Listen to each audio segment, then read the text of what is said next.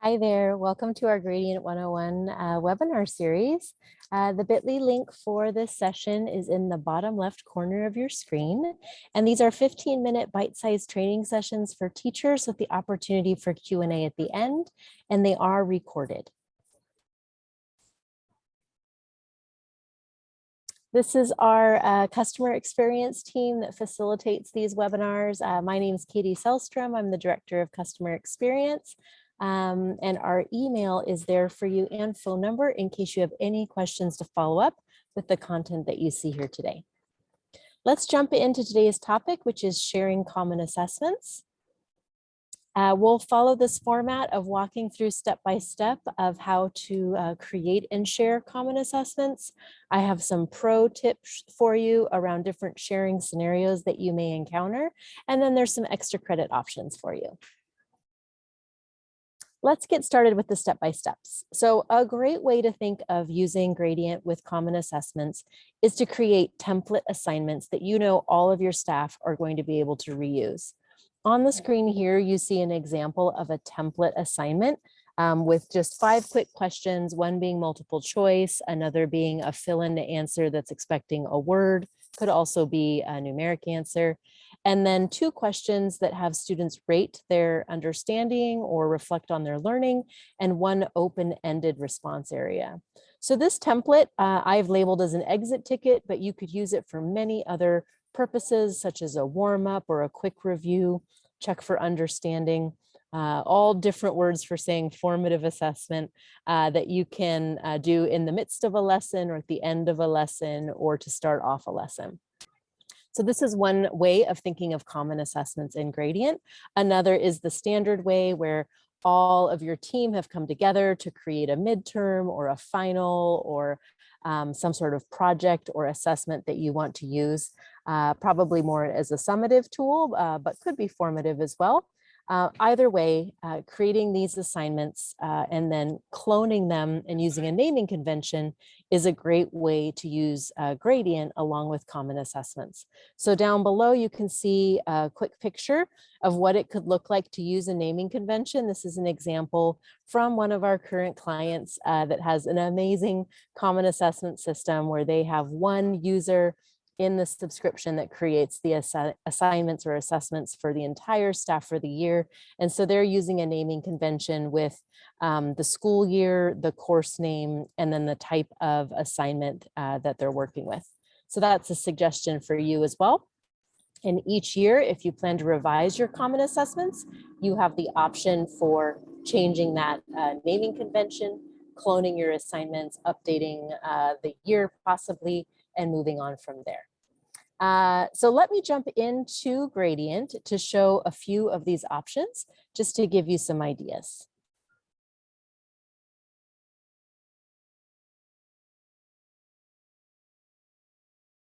So here in Gradient, I have some examples of exit tickets, but again, I mentioned you could be using midterms and finals from year to year. So a very common practice is at the end of a year to decide which of the assignments I use do I actually want to keep moving forward. And if you missed our previous session about organizing assignments using labels, definitely check that out because you can take a lot of your assignments in your list and quickly mark them up by managing labels and archiving the ones you don't need and labeling your quizzes or common assessments moving forward. So take a look at that if you haven't seen it before. For my purposes here, I just wanted to show off the clone possibility that you have access to here. So if I know if this assignment I want to reuse next year, but I want to make some modifications to it, I have the option to clone it. So from here, I can rename it following my naming convention. So maybe my naming convention for next year is 22-23, and then my course name, and then the type of assignment that it is. And here I can add any description for my students or for myself to remember what this assignment entails. Questions will probably be exactly the same. The date is today's date, and I can just click save. From here, I have the option to share this cloned assignment. If this is just for my own use, then I am ready to go. I have the key already made for me, and here's where I could make some adjustments if I realized that my questions needed to allow for multiple responses. I could update my key. If I wanted to give partial credit, I could update my key, or even add additional questions if necessary, or remove questions if I decided there was a question that's just not valid. So that's a great option there with cloning. We're also going to be able to keep all of those fill in the blank answer choice options. So if I had come in here and I had done a fill in the blank question and I had already given multiple possibilities for what students could answer, all of that key information is going to follow me. In this example, I have just used this as a placeholder. So whatever my question is that I'm going to ask students in the moment, maybe I'm going to ask them a vocabulary term that I want them to enter here, or I'm going to give some sort of math equation. I want them to give me a numeric answer. I would just type that in the moment of my teaching or after the fact so that this could be scored. So great tips. So nice to have this cloning feature for your common assessments. And you might be able to just go ahead and share these right away. You have your sharing options here. If you know your teammates are staying the same, you will carry that sharing that you did last year will already be here. No need to do it again.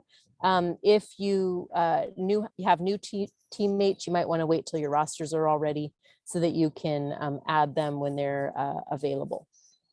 So great tips there. Remember, when you're doing those adding and sharing of teammates, if you type in a teammate's name, you select their name, decide what type of sharing you want to do, either allow them to use your assignment and view their own class results, but not yours, or as a PLC, allow them to use your assignment and also see your results as well as theirs, as well as everyone else that you share to.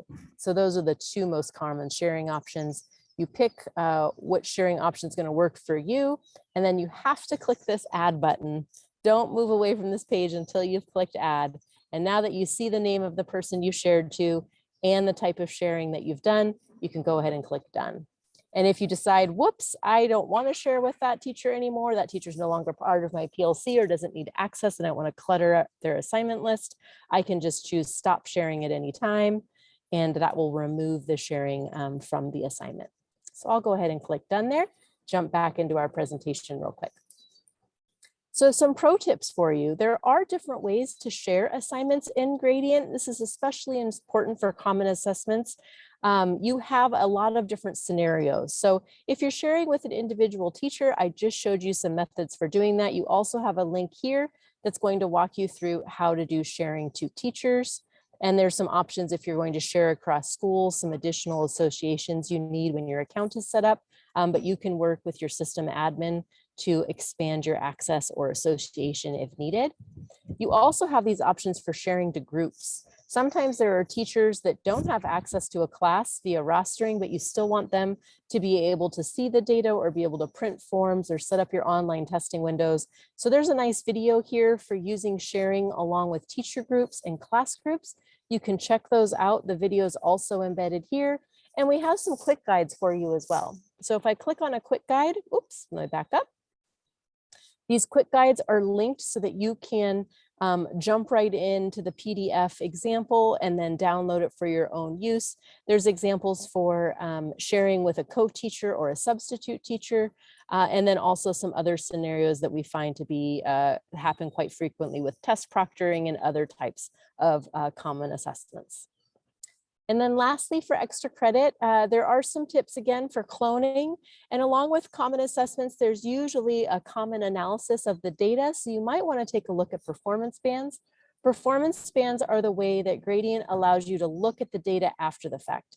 So right now, my cloned data doesn't have any responses. Let me grab an assignment that does have some data in it. And if you're looking at a previous term, you might have to adjust your filters like I need to do here to show students from a previous term that's already passed because we are in summer mode. And here I can see the performance band or cut points for how this assignment is being scored.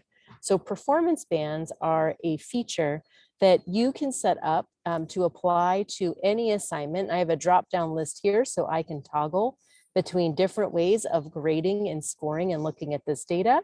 So if I was looking at rubric information and I knew I was looking at a 3-point rubric, I can change the scoring here and I see it reflected over here. If I know that I'm looking at an overall score for an assignment, maybe I'm looking for a mastery level. I have cut points at 0, 60%, and 80%. And again, I see that information over here. So the place you go for performance bands to create them or adjust what you already have is in your settings, right here under performance bands. And you